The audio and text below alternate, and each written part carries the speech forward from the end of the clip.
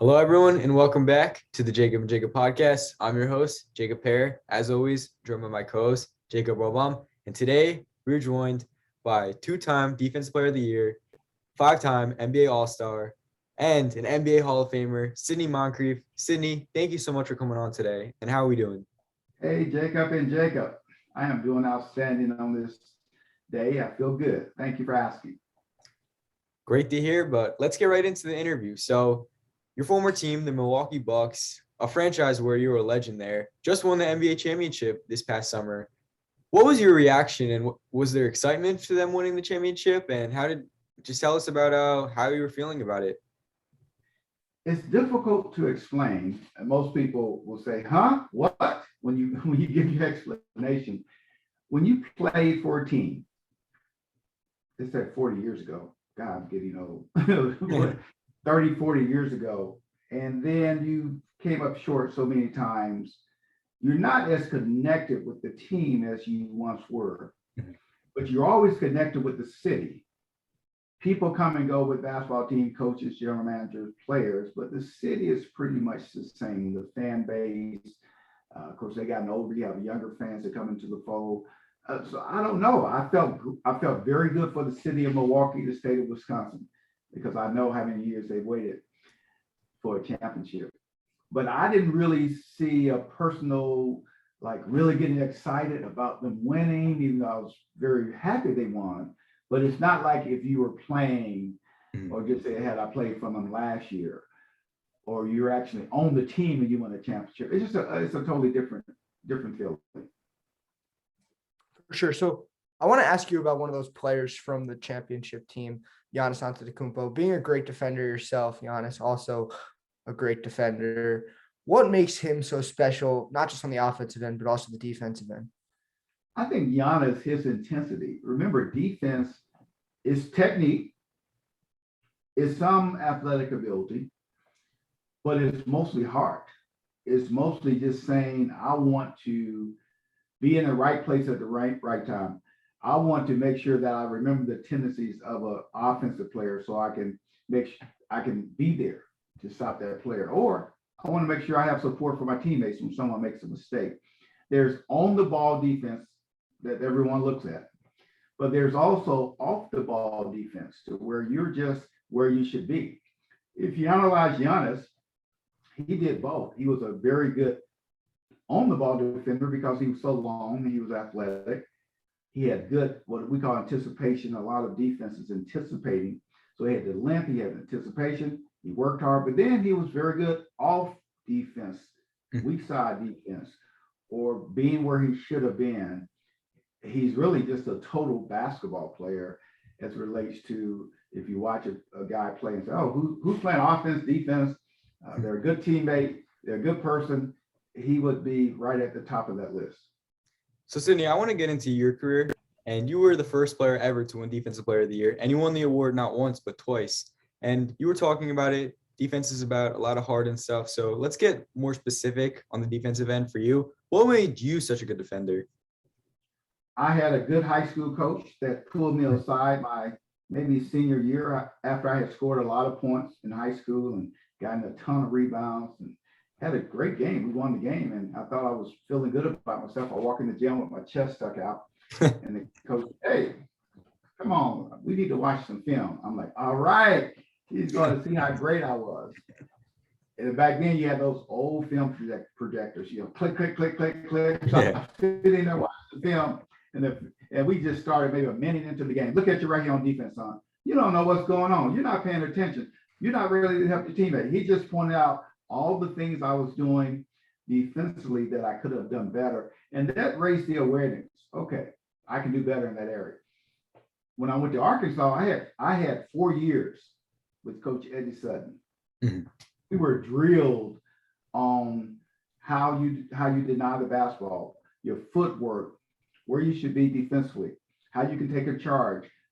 4 years of that. If you get 4 years of Coach Eddie Sutton defense, you get 1 year of great high school coaching, and then you go into a system, the Milwaukee Bucks, Don Nelson and John Killalay. They were defensive experts, especially John Killalay, and now they picked up on it. and they taught me how to play defense the NBA way. But what's really important when you play defense, or if you quote this great defender that stopped people, which I didn't, but our team defense stopped people. My responsibility and any defensive player's responsibility is to know the scouting report and to push players to where you know the help is going to be. You have to pay attention to the, what you call little things about defense. And I did that pretty well. I had teammates that would back me up. They had Bob Lanier, Harvey Catchings, Alton Lister. We had some guys that you push them to the right spot, they were going to be there to help you defensively. So I wanna quote the great Michael Jordan for a second. And he said, when you play Moncrief, you're in for a night of all-around basketball. He'll hound you all night. And I want to ask you, what was it like having to guard a player of that caliber? And is he the toughest player that you ever had to guard when playing in the NBA? Michael Jordan is 1-2. Andrew Toney is 1-2. We had some good defensive players, good offensive players in the NBA. If I started going down the list of all the players I played against, I would probably say, oh yeah, him too, and him too. But Michael is Michael. He's at the top of the chain as far as offensive players. But Andrew Toney was also, because he could do so many different things offensively, from shoot the three-point shot, he could dribble, penetrate shot, he could dribble to the bucket and shoot layups, he could post up. He was good in transition. Those type of offensive players, it takes a team to help you stop those guys. You never stop a player. You never stop a player one-on-one in the NBA. You didn't do it 30 years ago, 40 years ago, and you can't do it now. You need good team defense to make it happen. So MJ was known for being a great trash talker. So was there ever an exchange between the two of you? I'm sorry. MJ was known as one of the best trash talkers, maybe not even in basketball, but all of sports. So was there ever an exchange between the two of you during a game? Yeah, we had a couple of exchanges, but considering the number of times we played each other, not very many. Mm-hmm. But there's one in particular that I can tell you guys about. We were playing the Atlanta Hawks. This is when I was playing for the Atlanta Hawks. This is when I retired from the Bucks and came back and played 1 year with Atlanta. We played in Chicago, in Atlanta. I was coming off the bench, and I think it was maybe the end of the first half. I go in the ball game, and I'm guarding Michael Jordan. That was my assignment. And I'm holding and grabbing. I'm really aggressive, and he was trying to get open. I was just grabbing him, holding him, bumping him, and just making sure if he caught the ball, he would have to work for it. And then he said, "Hey, old ass man, you shouldn't be out here if you have to hold and push and shove to stop someone from scoring." And so I looked at him, I said, "Well, one day you're going to be old." And he had the greatest comeback ever. He said, "Yeah, but I won't have my old ass out here trying to play basketball." The funniest part about that story is he was out there still trying to play basketball when he retired and came back, but he was still a good basketball player. But it was my responsibility. Excuse me. I don't care if I was 22 or 32. One of the best things you can do to make it easier for yourself defensively is to make sure that player catches the ball. They don't catch the ball, number one, but good players are going to catch the ball. If they catch the ball, it's not in their sweet spot. And you create enough distance between where they catch the ball and where they need to go for their shot, that it's easier for you to defend the player. And that was my philosophy as a defensive player. Excuse me 1 minute. Okay, I'm sorry. So you just talked about playing with the Atlanta Hawks, but when most people think about Sidney Moncreif, all NBA fans associate you in a Bucks jersey. So you sat out you actually joined the Hawks in the 1990-91 season, but you sat out the season before. Why did you come back into the NBA, and why did you join the Hawks opposed to the Bucks or going back to the Bucks? It's so funny. I always had an affinity for the Atlanta Hawks. I like the city of Atlanta. Even when I played for the Bucks, I just like the Hawks. I like the city. And when I retired, it was mental. It's basically in my body. My body was shot. And mentally, you get to the point as a player, when you start trying to analyze everything about that team or that organization, and you stop focusing on getting better as a player so you can make a contribution, then it's time for you to do something else. I had gotten to that point. I was too analytical about trades they were making, and I wasn't feeling it. I wasn't feeling it. My body was just average. I had a lot of pain. I was playing through injuries. And I said, I think it's time to hang it up. So I hung it up. When you hang it up, at some point, you're going to want to do it again. It's just natural. You've done something in your entire life. When I was analyzing, I was watching the game. I saw someone, it's a playoff game. I had already retired. I'm sitting there and I'm watching the playoff game. I see a player come in the game and they played 15, 20 minutes. And my first thought was, if they can do that, I can still do that. If they can do it, I can do it. And I said, well, I think I want to come back. And in my mind, I started thinking, it got me refreshed, rejuvenated. I felt young again, because there's nothing like overcoming a challenge. The challenge was retiring, being older, being injured, and coming back and making a roster. And I was just totally inspired and motivated by that. In the Atlanta Hawks, I'm like, I like Atlanta. Yeah, I think that's where I want to play. I called them and said, hey, I want to play for you guys. And I tell you what, you pay me X number of dollars. You don't have to guarantee money. First time in my entire career where I did not have guaranteed money.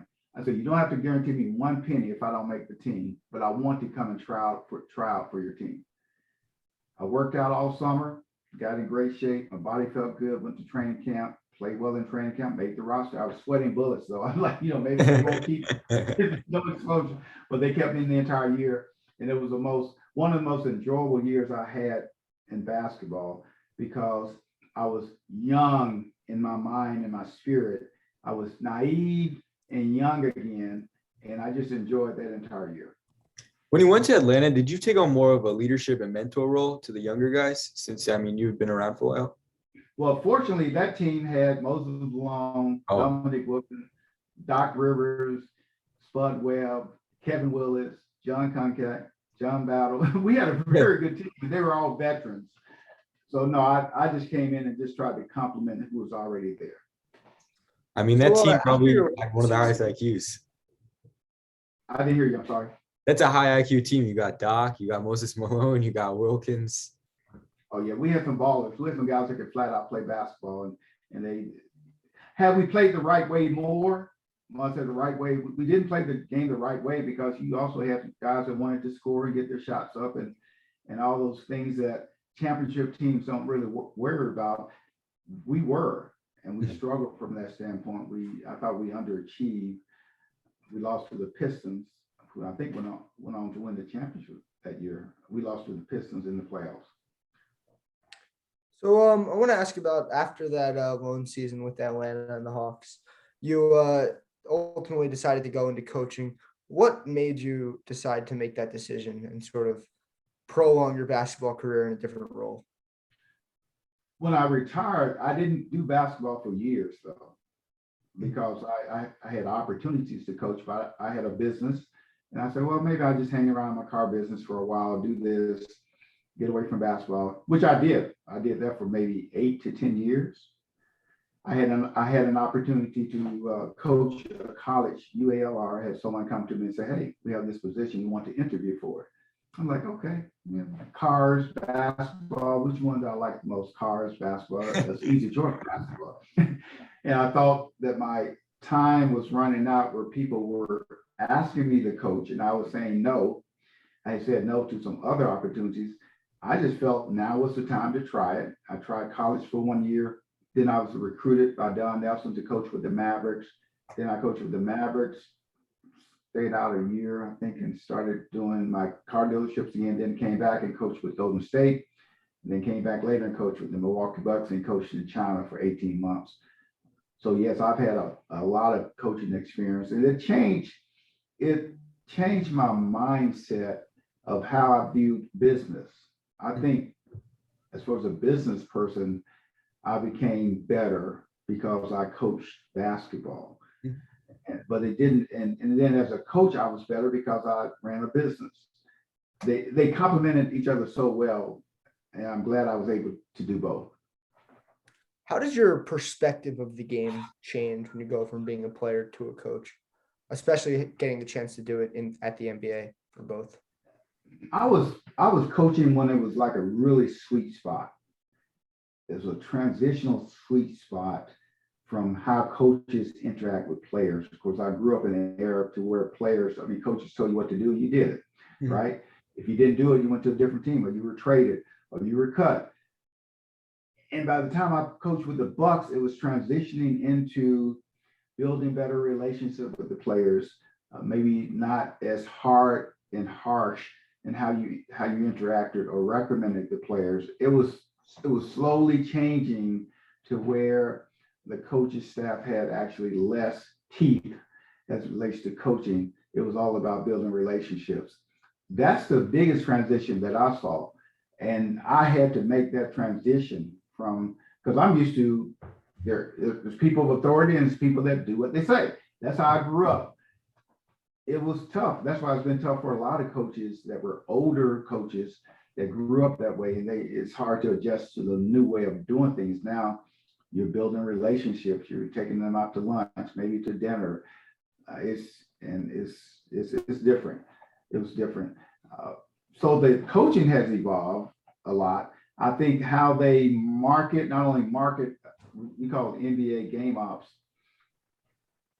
Who would ever thought when I played that you would have a camera in the locker room, people in the huddle? Who would ever thought you would tell the head coach at the end of the quarter, we're going to have you for an interview? You know, all the things that you just didn't see when I grew up. You're seeing now just to involve. I know why they want to make sure they give more information. People want more information. They want access.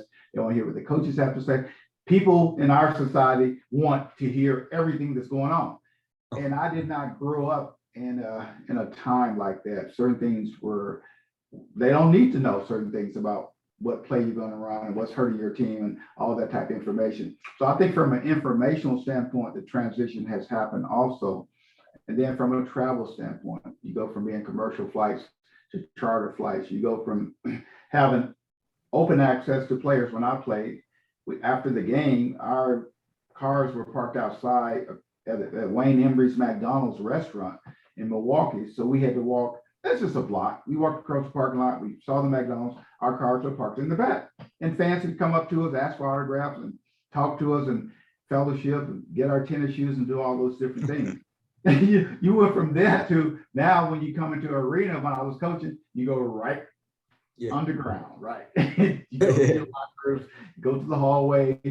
It's different. It's more distance between the fans and the players. However, with social media, they have bridged that gap with the communication and the tweets and all the different things they do to try to engage people. So that's some of the changes that I've seen in the last 40 years. Back when you played, were agents as involved as they are today? It's who? Were agents as involved as they were today? Oh, wow. And that's the other transition. I think they were, we just didn't know it. Agents have always been a force in the professional sports, in particular NBA, always cutting deals with having a superstar player and having another player that, okay, I give you this guy, but you have to take this guy. You know, those type deals. I think with the salary cap being such a factor, a little more difficult to do, but they're still being done. I'll never forget I was coaching summer league, and of course I'm trying to win. I'm trying to play the best players, and I had a call from someone with this organization, and they said this kid was okay player, but he was not the type of player that would help us win, and I wasn't playing him as much. I had someone call me from the organization and say, hey, I need for you to play so-and-so more. I said, why? He's not a very good player. Why do you want to play him more? It's because his agent, they're very concerned, and the agent has some players that we want. So we need to make sure that we do this for them and spotlight this player a little bit more. I'm like, oh my goodness. That's when you saw the reality of the situation, to where agents call general managers more, they call coaches more. They want to know how their players are doing and why they're not playing. So yes, you have more of that overtly now than you did back when I played. It was happening when I played, but it wasn't so out front.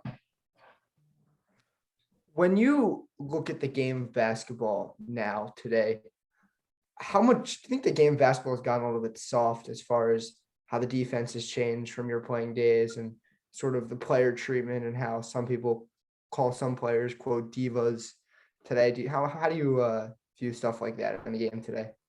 Well, we were always divas and prima donnas. I mean, I don't think that the players now are any less. They get called out more for it because it's more visible. But it has changed. When you go to a game and you see a shoot around, you see a stack of boxes out on the floor, and they start undressing and they take the player's shoes, they put it right by the seat, and everything is right there for them. Where when we played, you had the shoes on, the shoes you came in there with, that's the shoes you practice with. Those type things, like, what the hell? Did I just see that? Do I see all these shoes out here? They can't carry the shoes anymore. You can't do this, but they're trying to make it more convenient. But let's talk about on the court. I like the NBA game mostly. I mean, I think it's still some of the most talented players in the world. Extremely entertaining. We know all that.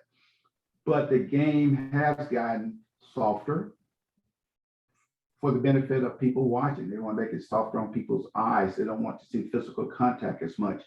Certainly, you don't like seeing altercations and fights. I mean, you still have some of those, but not near as much as you had years ago. I think the changes they have attempted to make have been for the good of the game, but it could make you even more of a prima donna than what we were, because anytime you don't have to touch anything until you play a game. In other words, you don't have to touch your practice uniforms, tennis shoes, nothing. You're doing nothing. One more time, you're doing nothing for yourself. Everything is done for you. It sets you up not necessarily for maybe a little adjustment in the NBA, but in the afterlife, because you're going to be a citizen a lot longer than you're an NBA player. And so I think it's working for them. And that's good if it works for them. That's a good thing. And now about the refereeing, this past postseason, there were a lot of issues and controversial calls. What is your take on that? I think the officiating is pretty balanced. I think officials work extremely hard. I don't think people realize how much film they watch after. They have to watch film after. They can't leave their arena until they watch the game and they get graded on the game. And so it's not like they're out there trying to make mistakes. Basketball is a fast game. Things happen quickly and people are moving and bodies are going against each other. And it is difficult to call the NBA basketball game. I think they do a pretty good job. And when you watch high school and college basketball, you would just bow to NBA officials compared to stuff you see on that lower level. So I think the officiating is not bad. It's good. Well, Sidney, we want to thank you so much for coming on today. Before we let you go, we have one final question.